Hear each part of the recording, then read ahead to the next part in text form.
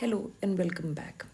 आज के लेक्चर में हम बात करेंगे कि हिबा के अंडर जो प्रॉपर्टी गिफ्ट की जाती है या जो राइट गिफ्ट किया जाता है उससे रिलेटेड क्या क्या कंडीशंस हैं।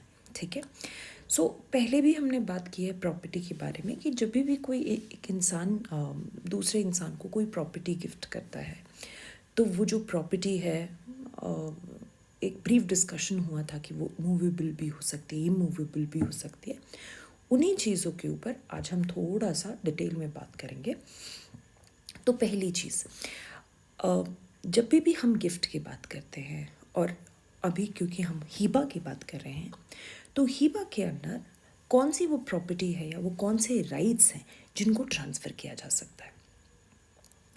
पहली कंडीशन उससे रिलेटेड ये है कि जो भी प्रॉपर्टी या जो भी राइट आप ट्रांसफ़र करना चाहते हो, आप किसी को उसे गिफ्ट में देना चाहते हैं, बहुत ज़रूरी है पहली चीज़ कि वो उस वक्त एग्जिस्टेंस में होनी चाहिए।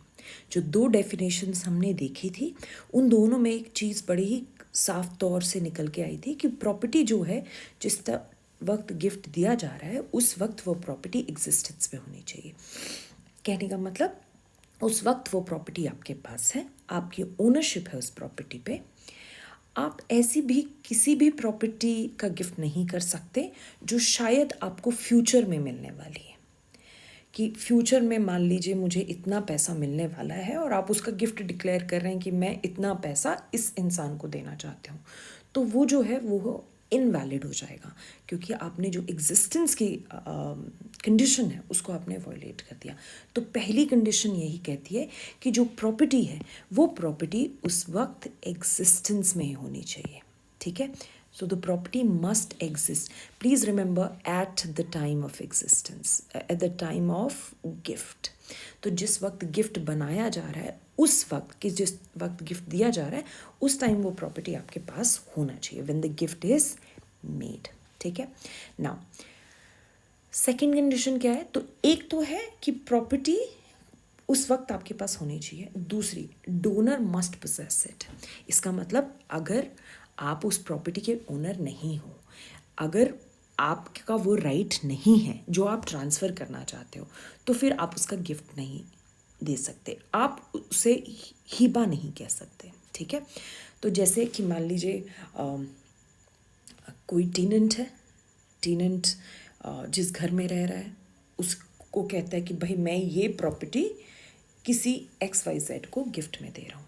क्या वो ऐसा कर सकते हैं? नहीं, क्योंकि आपके पास उस प्रॉपर्टी का वो प्रॉपर्टी एग्जिस्टेंस में है बट एग्जिस्टेंस में किसी और के लिए है, कोई और उसका ओनर है, आप तो उसके ओनर है ही नहीं।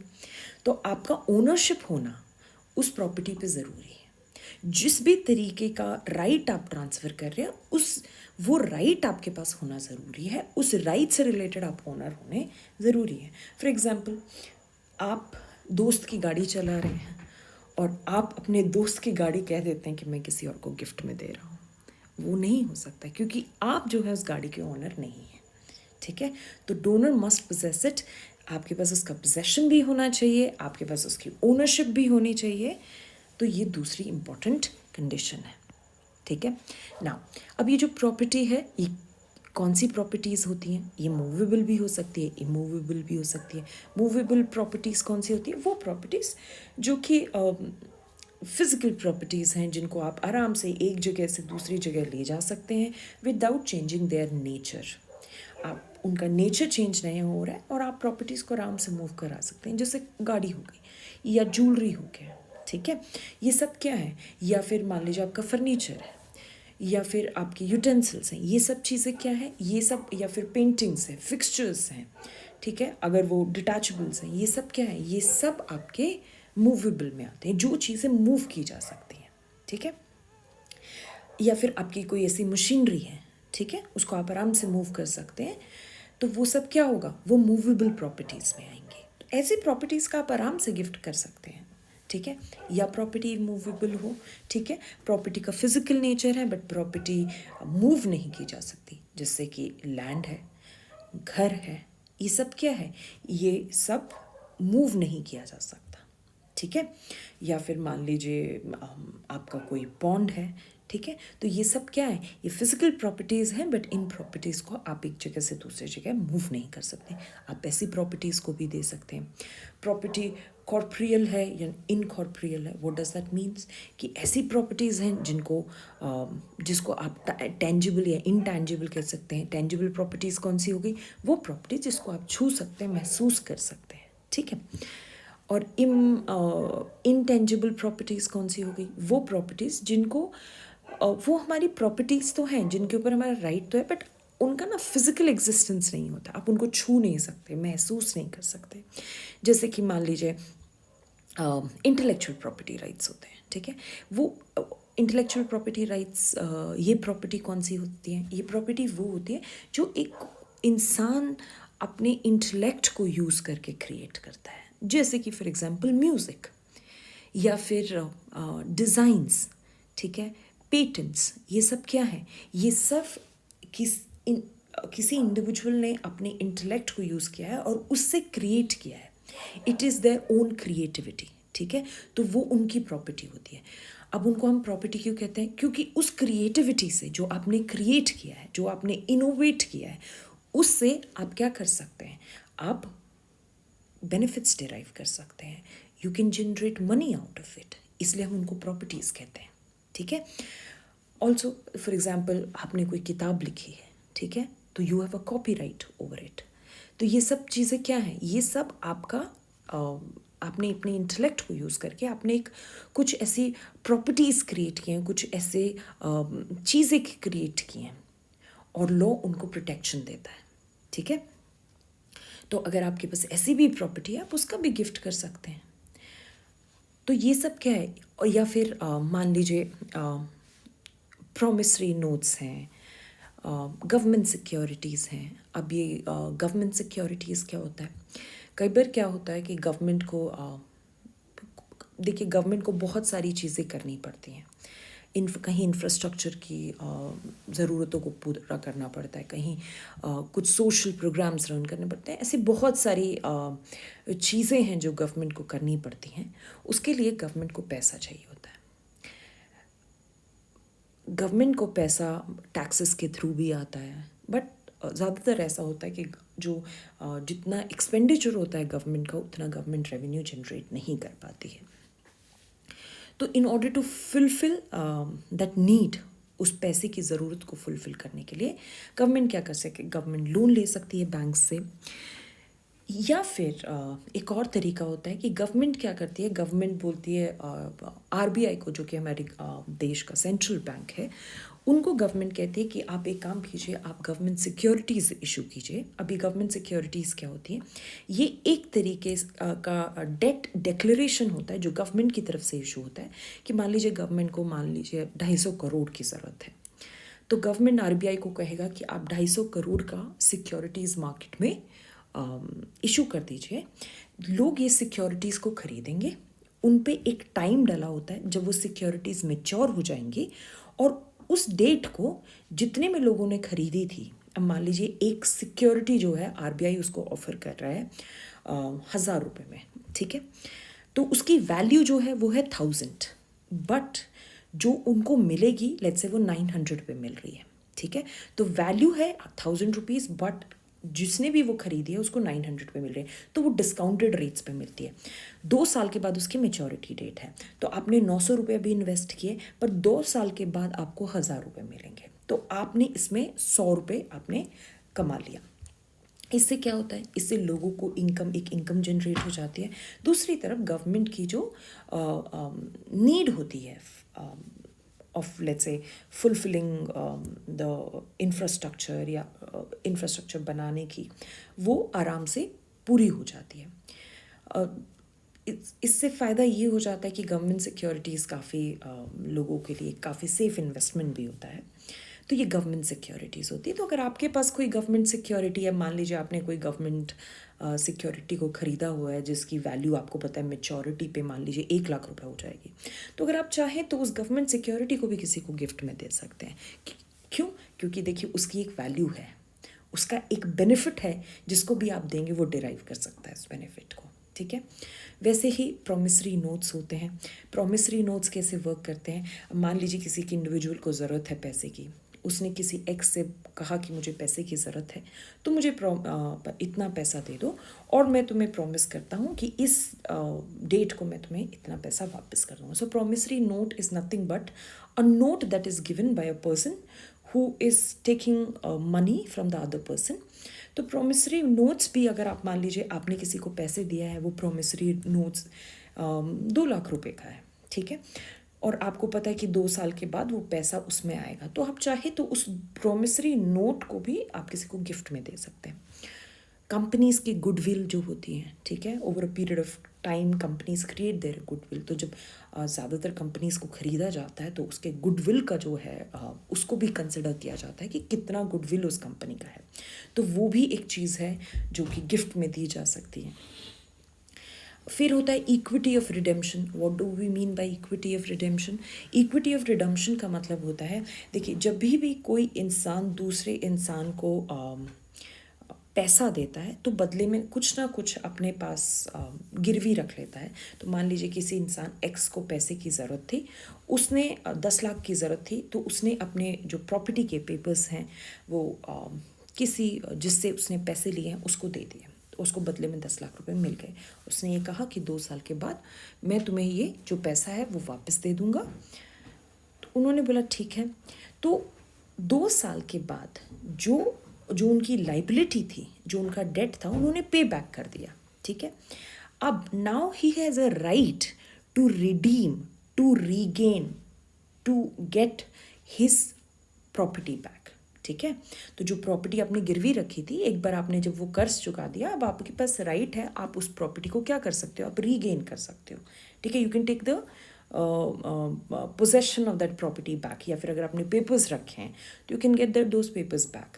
तो अगर आप चाहे तो ये जो आपका राइट ऑफ रिडेम्पशन है, आप उसको भी गिफ्ट में दे सकते हैं, ठीक है। तो ये बहुत सारी जो आपकी कोई भी प्रॉपर्टी हो जिससे आप एक बेनिफिट डिराइव करते हैं, तो आप उसको, चाहे वो मूवेबल हो, इमूवेबल हो, कॉर्पोरियल हो, इनकॉर्पोरियल हो, या टेंजिबल हो, इनटेंजिबल, जो भी आप उसे कहना चाहें, आप उसे गिफ्ट में दे सकते हैं। बस दो कंडीशंस हैं, वो ये है कि आप उसके ओनर होने चाहिए। अगर आप राइट ट्रांसफ़र कर रहे हैं तो वो राइट के आपके पास ओनरशिप है उस राइट की, या फिर अगर प्रॉपर्टी है तो उसके आप ओनर हैं, ठीक है। अब हम बात करते हैं कि जो प्रॉपर्टी है एक डोनर की, उस प्रॉपर्टी पे, कितनी प्रॉपर्टी पे जो है एक डोनर गिफ्ट बना सकता है। सो हिबा के अंडर क्या एक मुस्लिम अपनी पूरी प्रॉपर्टी को गिफ्ट में दे सकता है, या कोई कैपिंग है उस पर भी कि नहीं, वो सिर्फ आधी प्रॉपर्टी दे सकता है, 1/3 दे सकता है, कि क्या कुछ ऐसी कंडीशंस हैं? तो अगर हम डोनर के राइट टू गिफ्ट की बात करें कि वो कितनी प्रॉपर्टी पे गिफ्ट कर सकता है, तो पहले सबसे ज़रूरी चीज़ जो है वो ये है कि जो डोनर होता है वो अपनी लाइफ टाइम में चाहे तो पूरी प्रॉपर्टी को गिफ्ट में दे सकता है। तो उसका जो ये राइट है वो अनरिस्ट्रिक्टेड है, उस पर कोई भी कंडीशंस अप्लाई नहीं होती हैं। तो इसका मतलब, अगर, क्योंकि देखिए मुस्लिम लॉ के अंडर अगर आप उसको कंपैरिजन में पढ़ेंगे with respect to Hindu law, there is nothing called coparcenary, या फिर एज सच कोई राइट बाय बर्थ नहीं होता है। जैसे हिंदू लॉ में क्या होता है कि राइट बाय बर्थ होता है, ठीक है। So the moment a child is born in the family, okay, so that child will have a right in the ancestral property, but muslim law के अंडर ऐसा नहीं होता है। मुस्लिम लॉ के अंडर जो जब तक जो प्रॉपर्टी ओनर जिंदा है तब तक वो एब्सोल्यूट ओनर है।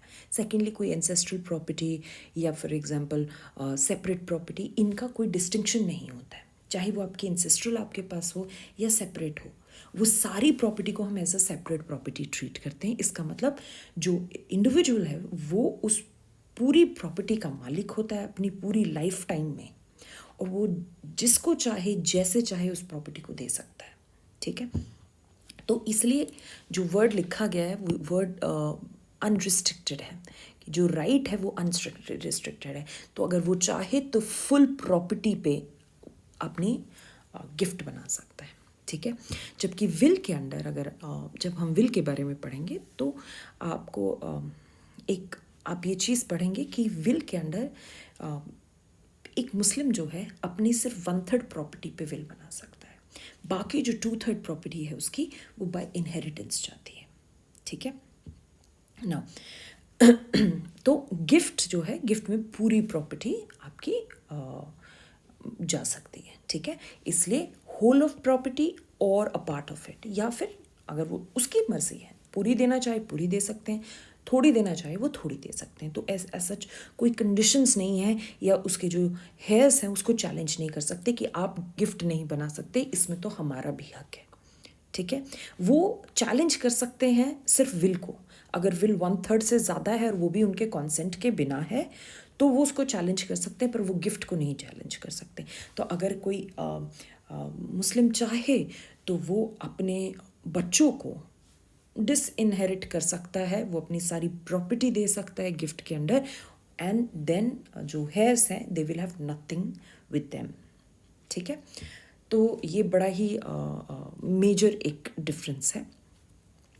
विल के बारे में हम तब बात करेंगे जब हम विल को पढ़ेंगे। अभी हम विल के बारे में नहीं बात करेंगे कि ऐसा डिस्टिंक्शन क्यों क्रिएट किया गया गिफ्ट और विल के अंडर, ठीक है। नाउ तो हमने कहा कि जो गिफ्ट है, जब भी बात गिफ्ट की होगी या हिबा की होगी, तो अगर एक मुस्लिम चाहे तो अपनी पूरी प्रॉपर्टी को गिफ्ट में दे सकता है, पर इस पे एक एक्सेप्शन है। वो एक्सेप्शन जो है वो है डेथ बेड गिफ्ट। इसका मतलब जिसको मुस्लिम लॉ में कहा जाता है मर्ज उल मौत।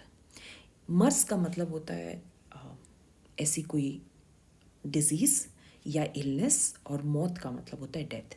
सो ऐसी कोई डिजीज़ या इलनेस जिसकी वजह से किसी की डेथ हो जाए उसको हम कहते हैं मर्जुल मौत। तो कोई इंसान अगर उसको लगता है कि उसकी कुछ वक्त के बाद डेथ हो जाएगी, या उसको लगता है उसके पास ज़्यादा टाइम नहीं है, और अगर देखे जाएं तो एक्सटर्नल फैक्टर्स भी कुछ ऐसे दिखते हैं कि भाई उनकी जो फिज़िकल मूवमेंट है वो कम हो गई है, और let's say he is not able to do his basic let's say things. तो ऐसे वक्त पे अगर वो इंसान गिफ्ट बनाता है, ठीक है, तो वो जो गिफ्ट है उसको हम मर्जुल मौत कहते हैं, और वो उस वक्त सिर्फ 1/3 ऑफ द प्रॉपर्टी जो है वो गिफ्ट में दे सकता है, वो पूरी प्रॉपर्टी पे गिफ्ट नहीं बना सकता। ऐसा क्यों? ऑर्डिनरी सर्कमस्टांसेस में अगर वो गिफ्ट बनाते हैं तो वो पूरी प्रॉपर्टी को गिफ्ट में दे सकते हैं, और अगर वो मर्जुल मौत की जो कंडीशन है उस वक्त अगर वो गिफ्ट बनाते हैं जब उनको लगता है कि अब उनका वक्त आ गया है, या अब उनके पास ज़्यादा वक्त नहीं है, और उस वक्त वो किसी को कोई प्रॉपर्टी गिफ्ट में दे देते हैं, तो उस वक्त उन पे जो रूल अप्लाई होता है वो 1/3 का है। ऐसा इसलिए है कि जब भी एक इंसान के दिमाग में उसको ऐसा लगता है कि अब उसका वक्त आ गया है, या फिर वो उसको ऐसी कोई डिसीज़ हो जाती है या कोई इलनेस हो जाती है, तो आम तौर पे एक इंसान जो है उसकी जो मेंटल कैपेबिलिटीज़ होती हैं या फैकल्टीज़ होती हैं वो नॉर्मल इंसान की तरह शायद काम नहीं करती हैं, क्योंकि एक डर होता है इंसान के अंदर कि उसकी जो लाइफ है अब वो शायद ख़त्म होने वाली है। तो जो भी है साइकोलॉजिकली जो है एक इंसान काफ़ी कमज़ोर पड़ जाता है, तो उसके सोचने या समझने की जो शक्ति होती है उस टाइम पे वो काफ़ी ज़्यादा इफ़ेक्ट हो जाती है, और उस वक्त जो फैसले लिए जाते हैं तो वो ज़्यादातर जल्दबाजी में लिए जाते हैं, और जब एक ऑर्डिनरी आप गिफ्ट बनाते हैं तो आप काफ़ी सोच समझ के बनाते हैं। तो ऑर्डिनरी सिचुएशंस में जब गिफ्ट दिए जाते हैं तो उसमें काफ़ी कंटेम्पलेशन किया जाता है, आप बहुत सोचते हो उनके बारे में कि मुझे किसको देना है किसको नहीं देना है। पर जब आप ऐसी सिचुएशन में होते हो जब आपको आपको लग रहा है आपका वक्त ख़त्म हो रहा है, इंसान इमोशनल भी होता है, तो वो इतने अच्छे से सोच नहीं पाता है। तो इसीलिए हमने ये जो एक डिस्टिंक्शन है, वो एक डिस्टिंक्शन मुस्लिम लॉ के अंडर क्रिएट किया गया कि अगर मान लीजिए ऐसी सिचुएशन है तो वहाँ पे हमें थोड़ा रिजर्वेशन रखना पड़ेगा, हमें थोड़ा सा जो उनके हैज़ हैं उनके बारे में सोचना पड़ेगा, क्योंकि ये अज्यूम हम करके चल रहे हैं कि जो उस वक्त फ़ैसला उन्होंने लिया होगा वो पूरा सोच समझ के नहीं लिया होगा। तो इसीलिए ये जो 1/3 की कंडीशन है वो लगाई जाती है। ठीक है, तो मर्ज़ुल मौत में के वक्त अगर गिफ्ट दिया जाता है तो उस जो या फिर डेथ बेड जो गिफ्ट होते हैं उसमें उस वक्त अगर आपने किसी को प्रॉपर्टी अपनी गिफ्ट में दी है तो सिर्फ आप 1/3 प्रॉपर्टी दे सकते हैं, उससे ज़्यादा आप प्रॉपर्टी गिफ्ट में नहीं दे सकते। अब जो ये कॉन्सेप्ट है मर्ज़ुल मौत का, इसके बारे में हम बात करेंगे। इसमें काफ़ी चीज़ें हैं जो हमें जिनके बारे में हमें बात करनी है काफ़ी डिटेल में, जो यहाँ बात करना इतना रेलेवेंट नहीं है। हम इसके बारे में बात करेंगे, इस पे एक अलग से लेक्चर हम बनाएंगे और वहाँ पे इसको डिटेल में डिस्कस किया जाएगा कि अगर मर्ज़ुल मौत में जिस इंसान को लग रहा है कि भाई उनकी मौत होने वाली है और वो गिफ्ट दे देते हैं और फिर उनकी मौत नहीं होती है तो फिर क्या होगा। और जो हमने डोनेशिया मोर्टिस कॉजा का कॉन्सेप्ट पढ़ा था 129 ट्रांसफ़र ऑफ प्रॉपर्टी एक्ट में, और मर्ज़ुल और मौत में क्या डिफरेंस है, तो ये सब चीज़ें हम उस लेक्चर में कवर करेंगे। इस लेक्चर में प्रॉपर्टी के बारे में सिर्फ इतना ही। अगर आपको ये लेक्चर पसंद आया तो please like it, please share it and please subscribe it. I will see you in the next lecture. Please take care.